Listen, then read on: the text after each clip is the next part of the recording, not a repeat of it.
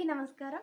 Room to read సంస్థ వారు మన ప్రాథమిక పాఠశాలల కోసం చేపట్టిన వినూత్నమైన, ఉపయోగకరమైన ఒక మంచి కార్యక్రమం గురించి మా పాఠశాల తరపున చెప్పదలుచుకున్నాం.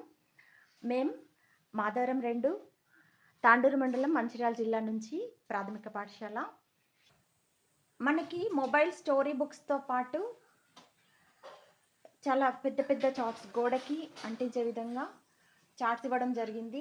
ఇవన్నీ కూడా విద్యార్థులకు ఎంతో ప్రయోజకరంగా ఉన్నాయి. విద్యార్థులు చాలా ఉత్సాహంగా ఈ లైబ్రరీ బుక్స్‌ని సద్వినియోగం చేసుకుంటున్నారు. చాలా చాలా క్రియేటివ్‌గా ఉన్నాయి. గతంలో కూడా మన పాఠశాలకి లైబ్రరీ బుక్స్ వచ్చినప్పటికీ ఈ మొబైల్ లైబ్రరీ బ్యాగ్ అనేది ఎక్కువ స్టోరీ బుక్స్ పిల్లలకి చదవడానికి అందుబాటులో ఉంటుంది. ఈ పుస్తకాలన్నీ కూడా విద్యార్థుల సైకాలజీని, వారి స్థాయిని అనుసరించి వివిధ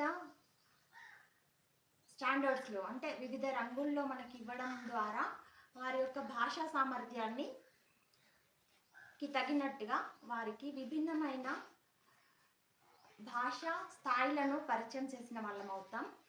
అండ్ ఇందులో ఈ కలర్ ప్రింటింగ్ అనేది కూడా చాలా అట్రాక్టివ్గా ఉండి ఆలోచింపచేసే చిత్రాలు మనకి బుక్స్లో కనబడుతున్నాయి. అండ్ ముఖ్యంగా నచ్చింది ఏంటి అంటే ఇక్కడ మనకి చిత్రకారుల మరియు రచయితల పరిచయం ఉంది. అండ్ చిన్నారులతో కథ గురించి చర్చించండి. పుస్తకం చదివిన తర్వాత అంటే పుస్తకం ఎలా చదవాలి తరగతి గదిలో, లైబ్రరీ పీరియడ్లో అనేదే కాకుండా పుస్తకం చదివిన తర్వాత ఏ విధంగా వారి అవగాహన సామర్థ్యాన్ని, వారి యొక్క ఇంట్రెస్ట్ని పెంపొందించడానికి ఏ విధంగా చేయాలి అనే ఉపాధ్యాయులకు సూచనలు కూడా చాలా బాగున్నాయి. ఎఫ్ఎల్ఎన్ కార్యక్రమంలో భాగంగా వర్క్ బుక్స్ ఇవ్వడం అనేది కూడా విద్యార్థులకి చాలా మోటివేటివ్గా ఉన్నాయి. అండ్ ఈ బుక్స్ వచ్చి మా పిల్లలైతే చాలా ఎంజాయ్ చేస్తున్నారు.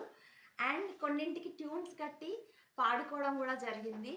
జల జల జర జర జారుతూ అంటూ. ఇవన్నీ కూడా ప్రతి విద్యార్థికి ఏ భాషలోనైనా సామర్థ్యం పెరగాలి అంటే తప్పనిసరిగా క్లాస్ బుక్స్తో పాటు, వాళ్ళ టెక్స్ట్ బుక్స్తో పాటు చుట్టూ ఉన్న పరిసరాల్ని చదివే విధంగా ఈ రకరకాల ఈ చదవడం, పఠనం అనేది ప్రోత్సహించడం అనేది చాలా అవసరం ఉంది. ఈ ప్రోగ్రాం చాలా బాగుంది. ఈ విధంగా కంటిన్యూ చేస్తూ మన ప్రభుత్వ పాఠశాలల విద్యార్థులకు ఉపయోగపడేలా ఉంటుందని కోరుకుంటున్నాం. శ్రీలక్ష్మి, మాధవరం 2 పాఠశాల. Thank you.